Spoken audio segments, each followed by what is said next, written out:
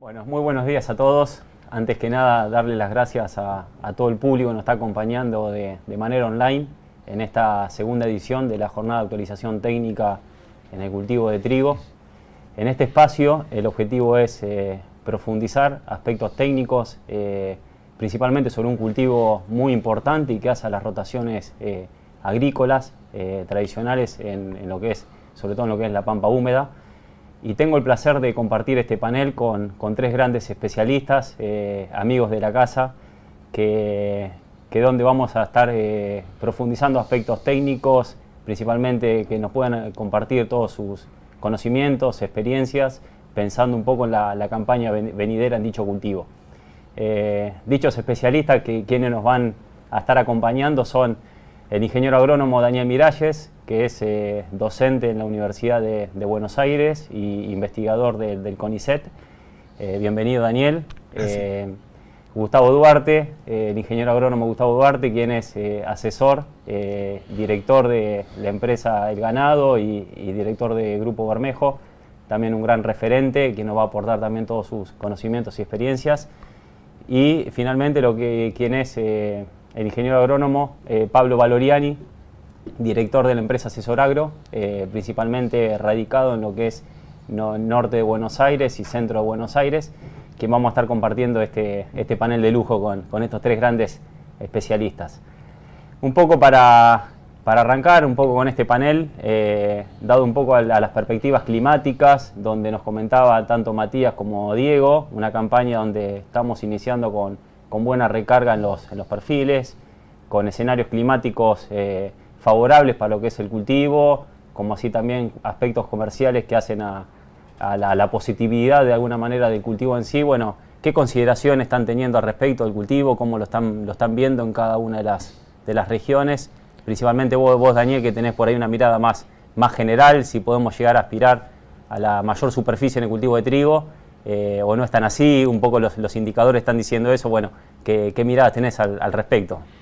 Bueno, las proyecciones indican una campaña cerca de un poquito menos de las 7 millones de hectáreas en Argentina, lo cual es una noticia muy interesante. El cultivo retomó los valores históricos y está cerca de los récords de hectáreas. Partimos, como decía Matías y Diego, de una recarga en el perfil en la mayoría de las zonas. Es muy importante esto en las zonas del oeste porque, como ellos explicaron muy bien, el agua útil a la siembra es clave para poder obtener los mayores rendimientos. Y desde el punto de vista de la proyección, no me quiero meter en el área de Leonardo que está por allí, el ENSO lo que predice es un año neutro en términos de precipitaciones. Ligeramente los datos del Servicio Meteorológico Nacional a futuro muestran una ligera tendencia en un aumento de temperatura media a lo largo de la campaña, pero el hecho de que sea un año neutro es interesante para lanzar con una recarga del perfil importante, ¿no? Muy bueno, Daniel. ¿Qué opina Gustavo allá en el oeste y también con una mirada sobre la región de Entre Ríos principalmente? ¿Cómo están viendo la proyección de cultivo de trigo? Si ya están trabajando sobre las planificaciones correspondientes. Bueno, primero buen día a todos los amigos de Trigo, a la gente de Don Mario y a los compañeros del panel. En rigor de verdad, el dato duro indica lo que acaba de decir Daniel. Estas regiones están pensando en un crecimiento del área de trigo casi como mirando los últimos 10 años, y en expectativas es la mayor de estos últimos 10 años. Siempre hay esa superficie más o menos ocupa más del 30% de la rotación, son los datos relevados por ACREA, y siempre hay niveles de corrección que son un 5, un 6% más, pero hay muy buenas expectativas desde el dato duro, iniciándolo desde el concepto del clima. Yo diría como la variable más fuerte, pero que no es manejable. Y que además, a veces uno tiene solamente la mirada puesta en la condición hídrica. El panel anterior, ya mismo Dani lo anticipó, cuán relevante es en el modelo de decisión de hacer trigo la condición inicial de agua. sobre todo en el oeste, cercano al 50% de la variabilidad del rendimiento está explicada por la condición de abastecimiento de agua, del stock inicial de agua. Pero cuando hablamos de agua no es lo único que nos pesa, nos explica la consistencia del resultado, pero no es lo único. Y entonces entran otros factores, también lo mencionó Dani, y todos vamos a estar muy atentos, que es el pronóstico, porque es el que de algún modo nos justifica la etapa más relevante que el cultivo tiene, esa etapa crítica. Y para nosotros en particular es la recomposición de las napas, que las napas se estaban yendo a jugar en los últimos 3 años, vienen en franco descenso, y las napas de algún modo explicaban la consistencia de los resultados de trigo que teníamos. Saco el riego, que sería el cuarto factor explicativo del agua, porque salvo algunas posibilidades que Entre Ríos tiene, cuando hablamos del oeste de Buenos Aires es despreciable, no hay ninguna chance. Con lo cual, la napa vuelve a estar en juego y crucemos los dedos, como decía Riverito, de que no vaya a estar demasiado en ascenso, cosa que ya empieza a sufrir una parte del noroeste de Buenos Aires, que ahí sí nos haga cambiar el modelo de decisión de generar trigo. Y quiero dejar plasmados 2 aspectos más que a mí me parecen relevantes, porque cuando uno habla de clima, no solamente el agua tiene que estar en juego, sino los efectos de las temperaturas. Una en términos de, nos vienen afectando últimamente, en los últimos 4 campañas diría, fenómenos de las heladas tardías, es decir, el bloqueo en espigación, en el crecimiento de las espigas, como un factor explicativo del rendimiento, generado tal vez por ese mayor amplitud térmica y un crecimiento en las temperaturas máximas, que generan un daño importante en los cultivos, y por el otro lado, el equilibrio en el golpe de calor, que es afectar la etapa del periodo crítico en lo que sea periodo de crecimiento de los granos. Y en esa trilogía es donde hoy estamos de alguna manera empantanados, y es que le pone un llamado de atención, un semáforo amarillo al cultivo, porque en esencia, después lo podemos seguir ampliando, pero en esencia nuestra preocupación básica está instalada en que estamos con una tasa de resultados negativos en los rendimientos, que va alrededor del medio punto al punto y medio de caída de rendimiento por año, que no alcanza a sostener todo lo bueno que la genética está haciendo. Y eso tiene mucho que ver en el clima, y entonces en función de eso tendremos que reanalizar y repensar algunas cosas del cultivo. Gracias, Gustavo. Pasando por ahí por Pablo, o sea, previendo un poco la campaña que se viene, ¿qué cuestiones de manejo estás considerando un poco en función de esta reserva de agua en los perfiles, considerando un poco la zona oeste, que hay situaciones de anegamiento y complejidades por ahí por cuestiones más de exceso hídrico, pensando un poco en la campaña de trigo, en aspecto de fecha de siembra, lotes que está pensando en dónde va a posicionar el cultivo de trigo? Bueno, primero buen día, gracias a todo el equipo de Don Mario por la invitación, la verdad que un placer y compartir este panel con Gustavo y con Daniel. Es una campaña en la cual nosotros particularmente la planificación se está demorando, como tuvimos gran demora en la cosecha de soja que recién estamos iniciando, sobre todo en la zona de 9 de julio que viene muy retrasado todo por exceso de lluvia, no así en la zona norte, toda la zona de Bedia que hacemos todos los asesoramientos, que ya tenemos un avance importante. Estamos analizando estratégicamente cuál va a ser la mejor posición o el mejor ambiente que vamos a elegir. Es una campaña tal vez distinta a las anteriores, en lo particular, en la cual vamos a estar eligiendo lotes. Como decían recién, el tema de la oferta hídrica, la fertilización, buscar lotes que realmente apuntemos a tener el máximo potencial de rendimiento en trigo. No como campañas anteriores que tal vez magnificábamos, decíamos, bueno, este campo salimos de un antecesor soja, vamos todo con trigo. O años anteriores como hemos apuntado muy bien a lotes de rastrojo de maíz. Perdón. Ahora sí, tenemos lotes que en la cual el exceso hídrico es muy importante. Son lotes de suelo 1, aptitud agrícola, de muy buen potencial, que no sé si vamos a llegar a un ciclo intermedio, pero tal vez podemos entrar en un ciclo corto. O sea, o atrasar ese ciclo intermedio, como decían los chicos hoy con el caso de Casuarina, en vez de hacerlo la primera, segunda semana de junio, tirarlo a la tercera decena. Lo mismo va a pasar en lotes donde hoy ya tenemos zonas con lotes cosechados, con lotes donde tenemos una buena acumulación de agua a comparación de años anteriores, que fue muy difícil, campañas anteriores, arrancar una siembra de trigo, porque realmente las napas estaban más de 2 metros de profundidad, 2,5 metros. Hoy, como decía recién Gustavo, el miedo particular es que estemos excedidos en napa y sobre todo, vuelvo a repetir, en la zona de 9 de julio. Pero me parece que lo más estratégico posible va a ser elegir un buen lote, elegir fechas de siembra, acompañado que esa oferta hídrica que tenga el suelo de una buena fertilización y bueno, y después todo el plan de manejo como todos sabemos, que seguramente vamos a seguir hablando. Está bueno. Daniel, por ahí repasando por ahí aspectos de manejo por ahí esenciales o determinantes que se deberían considerar por ahí más a nivel macro de la planificación de trigo que quieras profundizar o transmitirle a la audiencia respecto a recaudo en fecha de siembra, de elección de variedad, cuestiones nutricionales, que quiera dar un marco más macro de cuestiones de manejo a considerar? Retomando lo que decía Pablo y Gustavo, las napas son una ventaja sin duda enorme en el cultivo, hasta que empiezan a ser un riesgo.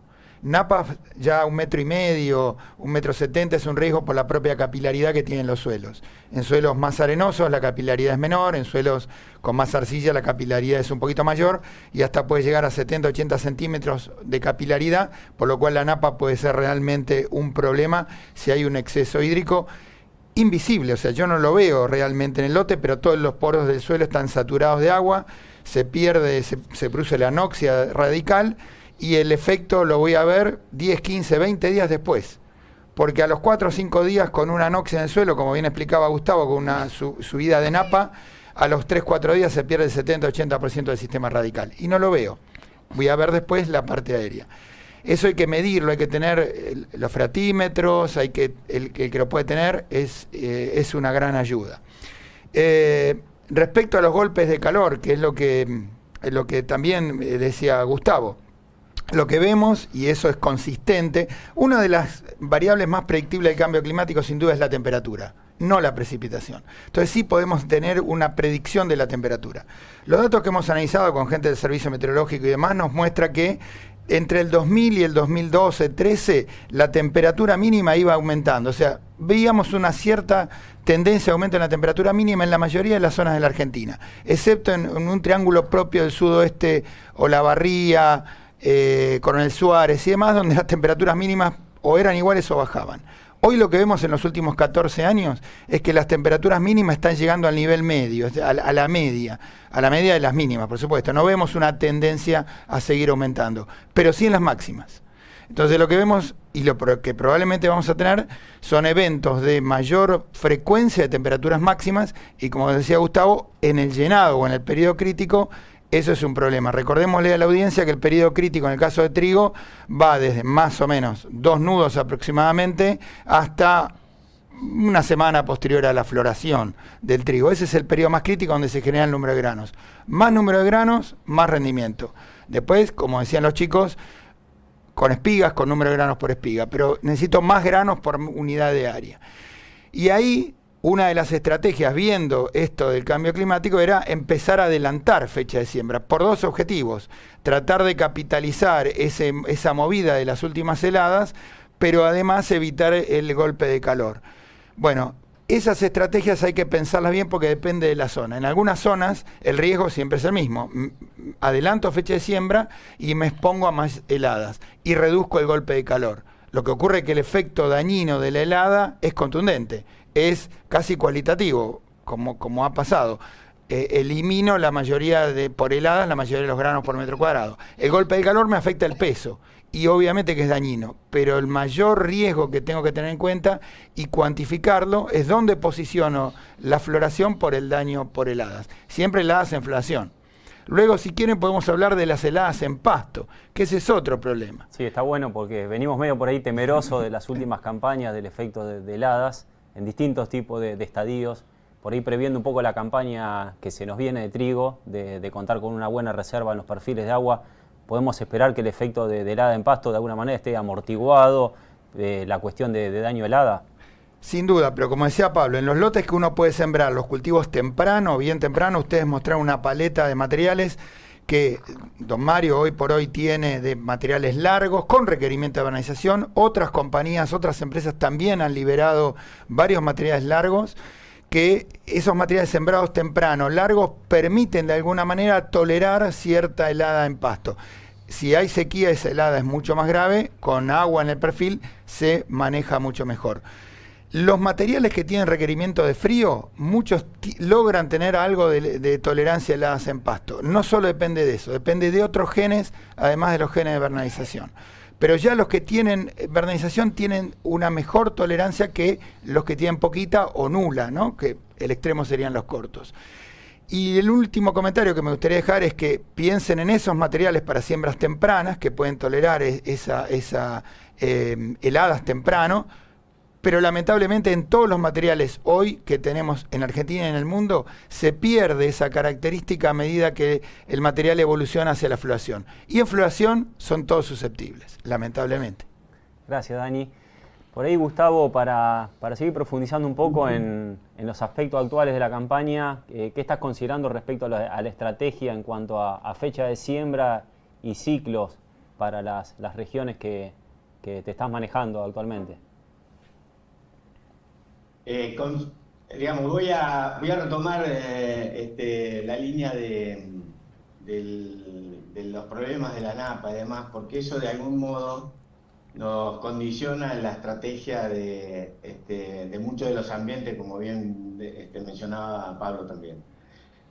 A nosotros nos parece que el riesgo de la napa, en la medida que esté por encima de los umbrales que Daniel mencionaba, que es posiblemente cercano al metro de profundidad para los ambientes nuestros, considerando que con este verano e inicio de otoño, más o menos el oeste en promedio, sobre el promedio de muchos fratímetros, ha crecido alrededor de 1,5 metros, y eso hace que se ponga en la línea de esa profundidad de metro, 1,5 metros y no más.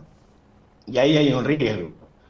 Si la napa está mucho más arriba, la realidad es que, porque hay que pensar siempre en la visión integral del negocio, cuántos kilos necesito para amortiguar la estructura de costos, de arrendamiento y demás, y el nivel de riesgo a lo que le voy a someter. Yo con napa muy encima dudaría de hacer un cultivo, y si lo pudiera hacer, tomada la decisión, y es un tema de la academia, digamos, Dani nos va seguramente a poder ampliar, lo pensaría como el ciclo más largo posible, porque lo que necesito es una bomba extractora de humedad, al menos para para los ambientes del oeste. Amén de que además, desde el ciclo, y ahora me meto en la respuesta a tu pregunta, claramente los ciclos intermedios y los ciclos largos son los que nos han dado la mejor respuesta históricamente, a pesar de que forman parte, no los largos porque recién la genética empieza a tener alguna aparición por encima de de un trigo como el 802, para poner ahí un trigo histórico. No hay demasiada no hay demasiados genotipos que contemplen ese intermedio largo que es el que necesitamos nosotros, con las características que decía Daniel. Yo digo, a veces uno quisiera el trigo que hacían los abuelos, lo más largo posible, no adelantado demasiado a la espigación, pero a sabiendas de que tenemos que jugar al fleje, y no hay ninguna duda, porque si no vamos a sacrificar rendimiento, y además siempre hay que contemplarlo dentro del sistema. El sistema trigo no trabaja solo, trabaja con un cultivo de segunda. Entonces yo me atraso, como digo, los trigos del abuelo, iría a cosechar en Navidad. Y eso estaría afectando mucho la ecuación económica que normalmente tenemos que mirar en la dupla trigo-soja.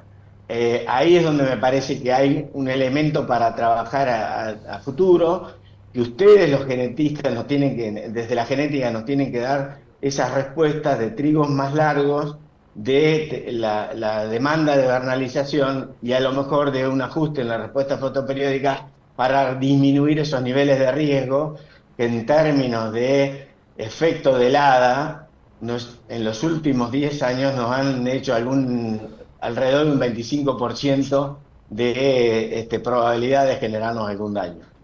Está bueno, gracias Gustavo.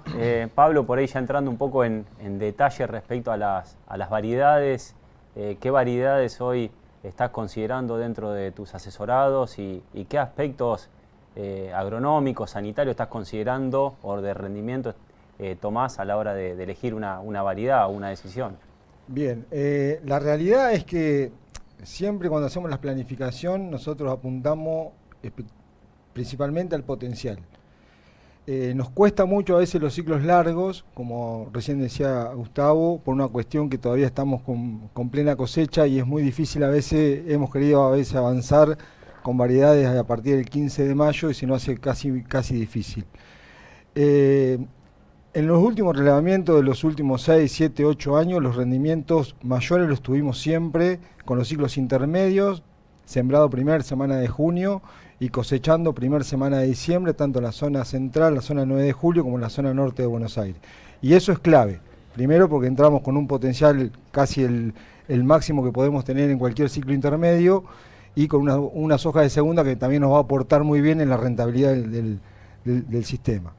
En cuanto a las variedades, lo primero que ponemos foco es el potencial. Obviamente que miramos mucho el tema sanitario y siempre acompañado de una buena fertilización. Hoy, por ejemplo, en la campaña pasada, Catalpa nos fue un material que nos anduvo espectacular en los distintos ambientes, en planteos tal vez algún planteo más defensivo y un planteo súper ofensivo. Esta campaña, como decíamos recién y como veníamos hablando, nosotros particularmente vamos a apuntar a los mejores lotes. Después veremos qué antecesoré, pero hoy vamos a apuntar Catalpa, vamos a apuntar a Casuarina, y si podemos entrar con algún lote temprano sería interesante entrar con Araucaria. Y también un poco bastante preocupado en lotes que sabemos que tenemos potencial, que no sé si lo vamos a poder sembrar de acuerdo que haga el clima. Nosotros en la zona de 9 de julio llevamos arriba de 800 milímetros en lo que va del año, en lo cual nos está afectando mucho la planificación. Entonces es muy difícil decir hoy vamos a sembrar un Casuarina primera semana de junio porque sé que no vamos a llegar, pero sí supuestamente vamos a llegar bien a un TIPA. Entonces ahí vamos a buscar potencial, vamos a buscar ciclo. Lo que no queremos, y lo decían los chicos en el panel anterior, no queremos irnos tarde en la cosecha.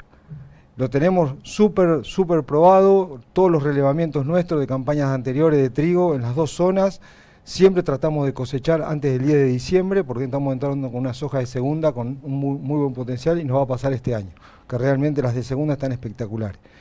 Yendo a las variedades, buscamos primero potencial, el tema sanitario. Sabemos que es un tema complejo, sabemos que es un tema que lo podemos manejar, que desde la campaña 2017, donde apareció mancha amarilla, donde apareció roya fuertemente en los lotes, lo pudimos manejar desde Z32, de estado de pasto, el monitoreo exhaustivo, lote a lote, y en el cual le estamos encontrando que ajustando densidad, ajustando una excelente variedad en un buen ambiente, con un buen plan sanitario y la fertilización, que puede ser balanceada, buscando azufre, buscando zinc, incorporando urea previo a la siembra, haciendo las dos aplicaciones, presiembra y amacollaje, los resultados lo estamos logrando. Pero la clave, creo, y lo vuelvo a repetir este año, es elegir el mejor lote. Hoy es buscar el mejor ambiente, que tenga, lo que decíamos, que tenga un buen balance hídrico, que esté bien cargada la napa y acompañado de la mejor variedad. Muy bien, gracias Pablo. Por una pregunta a Daniel, ¿cómo ves el cultivo de trigo como parte dentro de las rotaciones tradicionales agrícolas y cómo ves también un poco la proyección hacia futuro del cultivo? Bueno, los números son claros, ¿no? Cada vez más el sistema agrícola va a una intensificación de los cultivos, aprovechando el recurso. De cualquier cultivo es una máquina de cosechar fotones y transformarla en producto, en granos y demás. Cada vez más tratamos de dejar el suelo menos tiempo descubierto y más tiempo con cobertura de cultivos que generan mejoras en la materia orgánica del suelo o en características físicas como la infiltración, la desagregación de agregados, etcétera. Eso, cualquier sistema que intensifique, los números son muy claros, va a ir a una mejora en la salud de los suelos normalmente. Y en ese sentido, los cultivos de invierno, y en particular el trigo, es clave para generar esta secuencia de rotación y hacer secuencias de trigo, soja, maíz, trigo, soja o alguna brásica a futuro, que hoy se están discutiendo otras alternativas de invierno también. Así que me parece que es un cultivo, me parece no, estoy convencido y los números lo muestran, que es un cultivo clave para el sistema de rotación. Y como dijo, retomo lo que dijo Gustavo, en lugares donde hay riesgos hídricos, por ejemplo napas que están muy cerca de superficie, que pueden ser un riesgo, el cultivo aprovecha, extrae esa agua y permite capitalizarlo obviamente en un potencial de rendimiento alto. Siempre obviamente que no sea un riesgo que permanezca la napa a 1 metro semanas y semanas. Así que me parece que siempre esto no es nuevo, no es novedad. El cultivo de trigo, además de los beneficios para el propio productor, de tener dinero hacia fin de año, es muy importante en los esquemas de rotación para sostener y mejorar la producción de los cultivos, de todo el sistema de rotación a futuro. Gracias, Dani. Por ahí, Gustavo, o sea, con tu gran experiencia, ¿qué aspectos considerás elementales en el cultivo que permitieron de alguna manera ir incrementando lo que fue la productividad en sí? Donde hoy muchas veces nos preguntábamos, ¿estamos tocando los techos de rendimiento en el cultivo de trigo? ¿Todavía tenemos aspectos para seguir ajustando en esa víspera de poder ajustar o achicar las brechas productivas en el cultivo? Sin duda que cuando uno logra alcanzar el equilibrio entre las decisiones de manejo y las condiciones ambientales que los favorecieron, se da cuenta que los ambientes del oeste o hasta los del litoral alcanzan niveles de productividad de 7, 8 toneladas o 5 toneladas en el caso del litoral, que hablan a las claras de que hay un progreso genético y un sinnúmero de factores en el modelo de decisión para achicar las brechas sobre el potencial muy claras. Ahora, dicho lo de los aspectos del clima que nos preocupan, el genotipo para nosotros, insisto, tiene que ir sobre intermedios largos, porque hasta ahora es lo que nos ha demostrado más potencialidad y es lo que necesitaríamos. Las decisiones de cómo achicar esas brechas de los potenciales están sobre algunos elementos duros. Para el oeste, los niveles de calidad de ambiente los definen las texturas y obviamente el trigo, como decía Daniel, cumple un rol muy importante sobre las condiciones ambientales generales, que es lo que uno ve que es un deterioro en general físico. El químico es fácil de medir, los deterioros físicos que sobre los sistemas de producción generan, y eso nos está poniendo freno. Por eso necesitamos rotaciones intensificadas. Además, nos está poniendo freno al alcance de esos techos que sabemos que potencialmente existen, porque se traducen en una peor eficiencia en el uso de los recursos, como el agua, como los nutrientes, y entonces necesitamos ser muy claros ahí.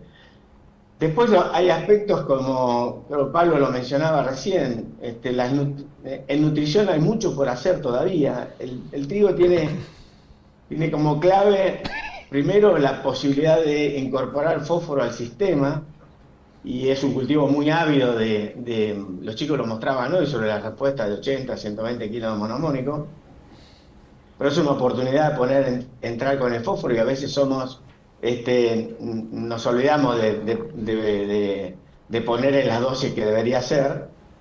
El nitrógeno me parece que va a ser clave a la hora del manejo por ambiente, porque ahí hay un progreso importante para alcanzar o optimizar el resultado de los cultivos, que es trabajar sobre las posibilidades de los rendimientos objetivos o alcanzables de cada ambiente, y en función de eso ver las distintas eficiencias que los genotipos tienen en cada uno de esos en términos de uso de nitrógeno. Y me parece que sobre todo para el oeste hay dos factores que hay que tener en cuenta cuando uno habla de manejo por ambiente. Uno es el azufre, que empieza a tener, y sobre todo aparecieron con mayor frecuencia de casos positivos después que se retiraron las napas, que en general son contribuyentes de azufre en algunos casos. Empiezan a aparecer con más frecuencia las respuestas al azufre. Entonces uno pensaría que el nitrógeno tiene que estar asociado siempre con el azufre para poder optimizar esos rendimientos. Y después tenemos un trabajo previo que así a nosotros nos preocupa, porque volviendo a los efectos térmicos, es el manejo de las coberturas de los rastrojos y la distribución de los mismos. En aras de que creo que como elemento adicional uno debería estar midiendo las coberturas al momento de la siembra de los trigos, porque eso sería un factor de decisión. Hoy Dani lo mencionó en términos de las tolerancias en pasto. Y de por ahí, y sobre todo en una campaña como esta, donde los rendimientos de soja van a estar muy altos, hay mucha biomasa en superficie, y eso nos genera muy malas implantaciones. De hecho, que tenemos trabajo mirando los efectos de las bajas eficiencias de logro que tenemos, producto de los excesos de cobertura o de las malas distribuciones de cobertura. Y eso, cuando lo llevamos al manejo por ambiente, posiblemente nos haga cambiar estrategias de variedades, que lo tenemos desde el razonamiento y hecho muy poco, pero es una posibilidad de imaginarse que bajo determinados tenores de arena y bajo determinados tenores de cobertura, uno puede armar una estrategia con ciclos distintos o con genotipos distintos. Bueno, Gustavo, la verdad que es un panel para seguir charlando y seguir profundizando, porque tenemos una gran amplitud de temas, y la verdad que poder compartir este panel con estos expertos de lujo, la verdad que es un placer.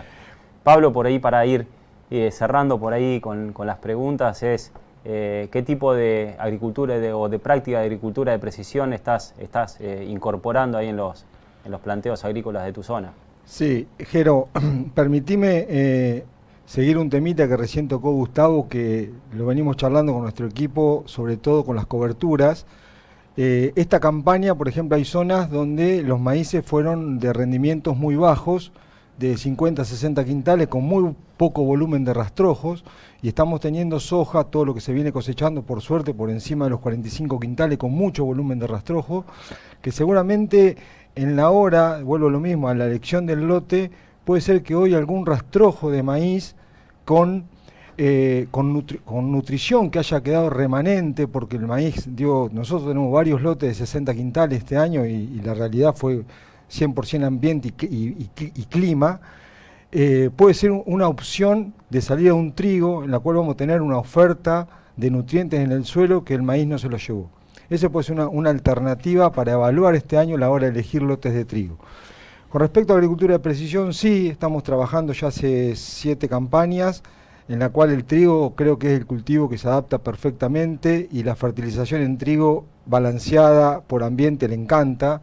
Estamos trabajando mucho con nitrógeno por ambiente, optimizando los recursos, con azufre, con fósforo, con imagen NDVI, prescripciones, mapas de rinde, y la verdad que la inversión, la rentabilidad se nota perfectamente en los ahorros que estamos notando en todos los lotes que venimos haciendo agricultura de precisión.